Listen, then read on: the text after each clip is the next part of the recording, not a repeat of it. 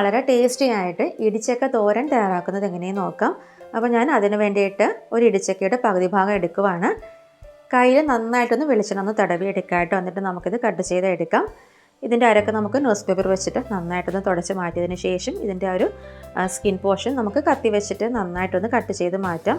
ആ ഒരു skin portion മാത്രം കട്ട് ചെയ്ത് മാറ്റിയാൽ മതിയാകും. ബാക്കിയെല്ലാം നമുക്ക് തോരന് വേണ്ടിയിട്ട് എടുക്കാവുന്നതാണ് കേട്ടോ. അപ്പോൾ ഞാൻ ഇതുപോലെ ചെറിയ കഷ്ണങ്ങളാക്കി മുറിച്ചെടുത്തിട്ടുണ്ട്. അപ്പോൾ നമുക്ക് ആദ്യം ഇതൊന്ന് വേവിച്ചെടുക്കാം.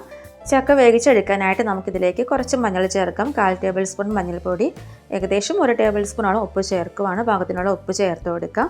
ഇനി നമുക്കിത് വേകാൻ പാകത്തിനുള്ള വെള്ളം ചേർക്കാം. ഞാൻ ഇവിടെ ഒരു 1/4 ഭാഗം വെള്ളം ചേർക്കുവാണ്. ഒത്തിരി വെള്ളം ചേർക്കേണ്ട, പെട്ടെന്ന് വെന്ത് കിട്ടും. അര ഭാഗം മുതൽ 1/4 ഭാഗം വരെ നമുക്ക് ചേർക്കാം. നന്നായിട്ടൊന്ന് മിക്സ് ആക്കിയതിന് ശേഷം നമുക്കിത് അടച്ച് വെച്ചിട്ട് വേവിച്ചെടുക്കാം. വെള്ളം നന്നായിട്ട് തിളച്ച് വരുന്നത് വരെ ഹൈ ഫ്ലെയിമിൽ വെക്കാം. തിളച്ചതിന് ശേഷം നമുക്കിത് മീഡിയം ഫ്ലെയിമിലേക്ക് മാറ്റാം. അപ്പോൾ ചക്ക നന്നായിട്ട് ഇവിടെ വെന്തിട്ടുണ്ട്. കുറച്ചും കൂടെ വെള്ളം വറ്റാനുണ്ട്. അപ്പോൾ ഞാനിത് ഹൈ ഫ്ലെയിമിൽ വെച്ചിട്ട് വെള്ളം ഒന്ന് വറ്റിച്ചെടുത്തിട്ടുണ്ട്. ചക്ക നല്ല സോഫ്റ്റായിട്ട് വെന്തിട്ടുണ്ട്. ഇനി നമുക്കിത് ചെറുതായിട്ടൊന്ന് ചൂടൊന്ന് മാറാനായിട്ട് ഒന്ന് വെയിറ്റ് ചെയ്യാം. എന്നിട്ട് നമുക്കിത് ഒന്നെങ്കിൽ കല്ലിൽ വെച്ച് ജസ്റ്റ് ഒന്ന് ചതച്ചെടുക്കാം, അല്ലെങ്കിൽ ഇതുപോലൊരു ചോപ്പറിൽ നമുക്ക് കുറേശ്ശെ ഇട്ട് ജസ്റ്റ് 2-3 പ്രാവശ്യം ഒന്ന് വലിച്ചാൽ മതി കേട്ടോ. അപ്പോൾ നന്നായിട്ടൊന്ന് പൊടിഞ്ഞ് വന്നോളും.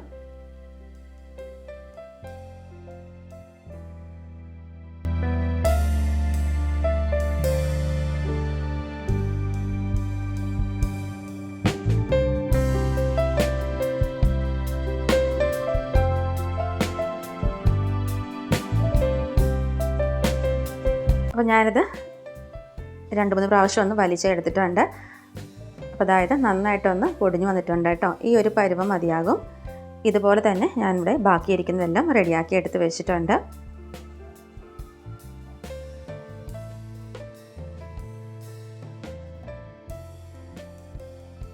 ഇനി നമുക്ക് ഇതിലേക്കുള്ള അരപ്പ് റെഡിയാക്കി എടുക്കാം. അപ്പോൾ ഞാൻ മിക്സിയുടെ ജാറിലേക്ക് 3 കൈപ്പിടി തേങ്ങ ചേർക്കുവാണ്.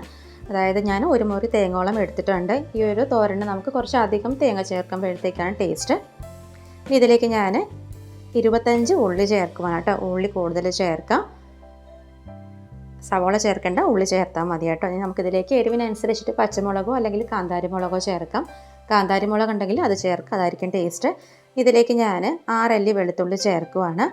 1/4 ടേബിൾ സ്പൂൺ മഞ്ഞൾപ്പൊടി, 1/4 ടേബിൾ സ്പൂൺ ജീരകം ചേർത്ത് കൊടുക്കാം. ഇതിലേക്ക് 1 തണ്ട് കറിവേപ്പില ചേർത്തിട്ട് ജസ്റ്റ് ഒന്ന് ചതച്ചെടുക്കുക. ഒത്തിരി അരഞ്ഞു പോകരുത്, ജസ്റ്റ് ഒന്ന് ചതച്ചെടുത്താൽ മതിയാകും. അപ്പോൾ നമുക്കിത് ചതച്ചെടുത്തിട്ട് മാറ്റി വെക്കാം. ഇനി ഒരു പാൻ ചൂടാക്കുക. അതിലേക്ക് നമുക്ക് വെളിച്ചെണ്ണ ചേർക്കാം. ഞാനിതിലേക്ക് 3 ടേബിൾ സ്പൂൺ വെളിച്ചെണ്ണ ചേർത്ത് കൊടുത്തിട്ടുണ്ട്. എണ്ണ നന്നായിട്ട് ചൂടാകുമ്പം ഇതിലേക്ക് ഞാൻ 1 ടേബിൾ സ്പൂൺ അരി ചേർക്കുവാണ്. അരി ചേർത്ത് നന്നായിട്ടൊന്ന് മൂത്ത് വരുന്ന സമയം നമുക്കിതിലേക്ക് കടുക് ചേർക്കാം. 1/4 ടേബിൾ സ്പൂൺ കടുക് ചേർക്കുവാണ്. കടുക് പൊട്ടി വരുന്ന സമയം നമുക്കിതിലേക്ക് 1 വറ്റൽമുളകും 1 തണ്ട് കറിവേപ്പിലയും കൂടെ ചേർത്ത് കൊടുക്കാം. കറിവേപ്പിലയും വറ്റൽമുളകും ഒന്ന് മൂത്ത് വരുന്ന സമയം നമുക്കിതിലേക്ക് നമ്മൾ ചതച്ചെടുത്തിട്ടുള്ള അരപ്പ് ചേർത്ത് 1 മിനിറ്റ് എണ്ണയിൽ നന്നായിട്ടൊന്ന് വഴറ്റി കൊടുക്കാം.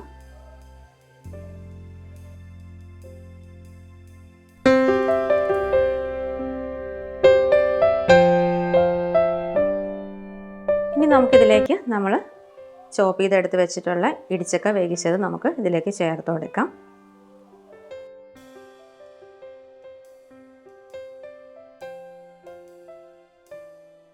ഇനി ഇത് നന്നായിട്ടൊന്ന് മിക്സ് ആക്കാം.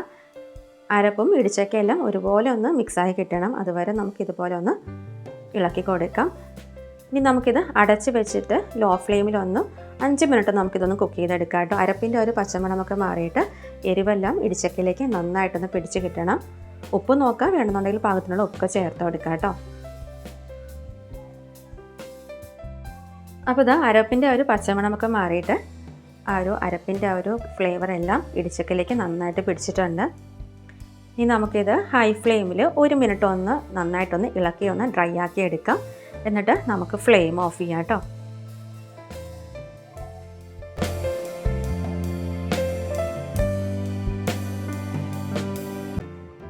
അപ്പോൾ നമ്മുടെ വളരെ ടേസ്റ്റി ആയിട്ടുള്ള ഇടിച്ചക്ക തോരൻ ഇവിടെ റെഡി ആയിട്ടുണ്ട്.